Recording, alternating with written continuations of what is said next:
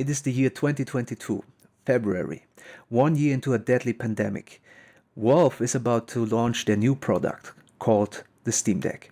With a first lukewarm reception, mainly caused by the operating system, the community is embracing this strange little gadget, opening the floodgates to a whole new market of PC handhelds. We live in strange times where toys like this can exist. The Asus ROG Ally is more or less a laptop with no keyboard and clamshell, but don't be fooled, this is a full-fledged Windows PC with full-fledged Windows PC capabilities. Asus is not the only player in this market. There are a lot of brands like AYN, One X Player, iNeo, Embenic, GPD. GPD is kind of like a laptop. They have a clamshell design, but there are Windows handhelds, Windows PC handhelds, and then there's also the new big player joining this illustrated community, Lenovo, with the Legion, which is a more or less Windows PC switch. I was originally this close to buy a One X player. However, there were some rumors of Asus developing something, and I was in no rush, so I waited, and it paid off. Okay, why did I get the Ally? The form factor, build quality, also the support and guarantee from Asus are main features and reasons. However, the main reason why I got the Ally is Windows, to be honest, which is strange because this is also one of the main reasons for a lot of people not to get the Ally. You need to understand something. Windows is running on this small device with more or less no problems. However, Windows has no idea what's going on because it's missing a few things like a keyboard and a mouse. You can use Windows pretty much indefinitely without a mouse, but without a keyboard is quite tricky, more or less even impossible if it comes to some strange artifacts that are mainly daily occurrences with Windows. So quite a challenge sometimes playing this handheld. Microsoft knows this, and they also see that this market is developing. They also worked closely with Asus in the development of the Ally, and what if you believe the rumors, and I do, to be honest, they are working on a new kind of edition of Microsoft Windows that is optimized and kind of modified to work with these PC handhelds. There are even rumors that they are developing their own edition and line of PC handhelds. Let's talk a little bit about the Ally. I am using this case, more about it later. It is much smaller and lightweight compared to the Steam Deck. It is also much more powerful with the AMD Ryzen Z1 Extreme chip. There's also now the Z1 Normal Edition, which is I think $100 cheaper than the Extreme. The Ryzen Extreme has enough graphical and CPU processing power to run pretty much every game on the market right now. You might be not able to run it on the highest graphics settings with the highest resolution, maybe. However, you should be able to run nearly everything on middle to low settings and with full HD. And let me tell you, on this 120 Hertz screen, it will look incredible. Another big plus that really shocked me, to be honest, is the sound quality. It's nearly Atmos quality. It's that great, and it's you really want to play this with the sound on. I usually play all my handhelds without sound because the quality of the small speakers are not really that great, so I turn it off usually, but the Ally is incredible. Another really nice factor of the design is that the button layout is exactly the same as the Xbox controller. No reason to improve upon perfection. I used it on trips. I used it in the train and in the hotel. And to be honest, I had no problems at all. It was start and go, and I really enjoyed it I really enjoyed it on my trip, and I'm really enjoying it until now. There are two glaring problems with the Asus Ally. One is the internal storage capacity. There's only the option to order it with the 500 gigabytes. It can be upgraded, but it needs to be done manually. So that means you have to buy the M.2 SSD, open the Ally, replace the SSD, and then reinstall all the operating system and drivers. It's a little bit extra work. It's not that hard to do. iFixit gave the Ally really high marks in repairability and maintenance, but it's manually extra work. The other big glaring problem is battery capacity. Asus made it knowingly weaker than it really needed to be, because they wanted to keep a certain small form factor and lightweight. So they went with a smaller battery pack. This can be fixed by a power bank. However, that is again another extra cost of 80 to 100 euros that you have to make to have a certain power capacity over 1 hour, maybe 2 hours.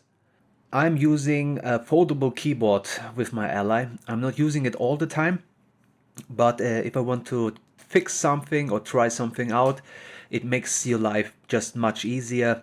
Now on the device itself, on the second button on the left side opens the command center. Here you can change some features, activate some features, turn some features off. It's like a quick access area that can be entered in every stage of gameplay or system settings that you are in. The second button on the right side opens Armor Crate, where you have all your games listed in a convenient place. On top of the Ally, there is the SD slot, which is probably the largest point of controversy right now. There are a lot of reports of breaking SD cards and SD card readers. It's not really known why it is happening, especially why it is happening to certain models and not others.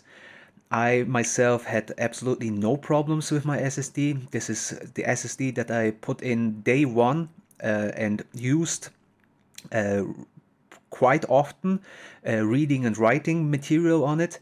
So it is quite a mysterium why it is happening. Heat is probably most obviously one of the main reasons why it is happening, especially because the heat vent is right behind the SD reader.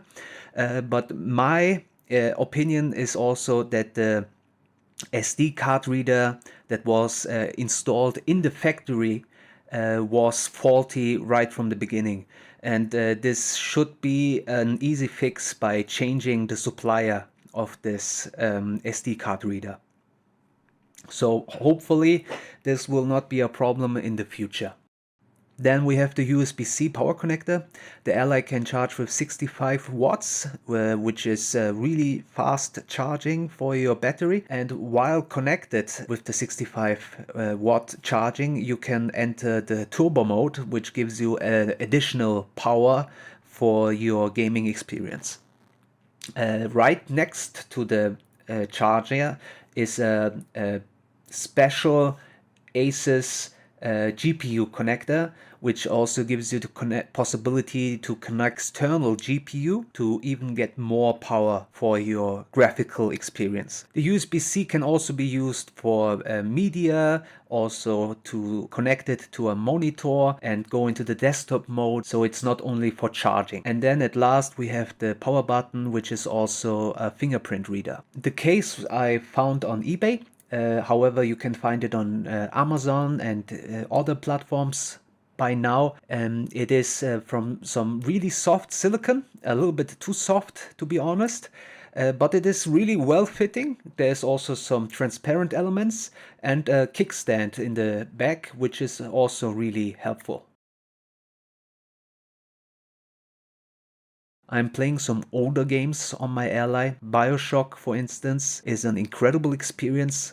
This high quality screen with the incredible audio, great experience on the small form factor. Racing games, again, an older title, Dirt 3, are also great. The performance is incredible, and the high speed refresh rate of the 120 Hertz screen is a great experience for fast games. But if you want to play some newer titles, Necromunda, for instance, is also really great on the Ally. The controls are a little bit gimmicky. However, if you are getting into it, it can be an incredible experience because of the high refresh rate, because of the great screen quality and graphics quality. There are some occasional drops of frame rate. All of this is great. However, the reason why I wanted a Windows device was the possibility to run my emulation collection from the Ally. Windows is probably the most powerful emulation platform on the planet right now. Some specific Linux ports that are also really powerful, but if you have Launchbox, you are pretty much set up for life. I'm running Launchbox from my 265 GB SD card. It is completely with my ROMs and ISO collection on this one SD card. I have no latency or loading problems, and I can run everything from the first gen Game Boy up to the GameCube with Retroarch, which is also set up with Launchbox. So I have pretty much complete automatization from the Launchbox interface. So with Retroarch and Launchbox, I'm pretty much covering 90% of all my emulation systems. However, if I want to emulate the original Xbox or PlayStation 2, I have to use some third-party emulators. For instance, for the Xemu for the Xbox emulation was pretty much plug and play. After installing the emulator and mounting the HDD and ROM file, it was just launching the ISOs and enjoying the games. I made some light modifications like a 16:9 resolution, smaller adjustments in the performance, but it is a great gaming experience.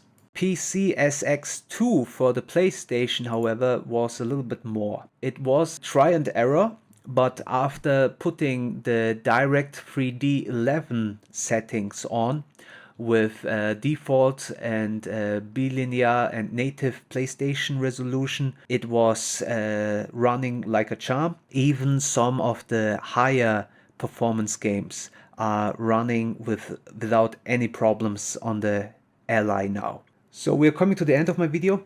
I hope I could give you some insights into the Ally and PC handhelds.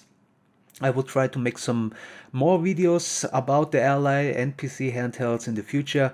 It's a really fascinating branch in the gaming industry right now. And thanks for watching. I will try to catch some sun before it's completely gone, and I wish you a great day.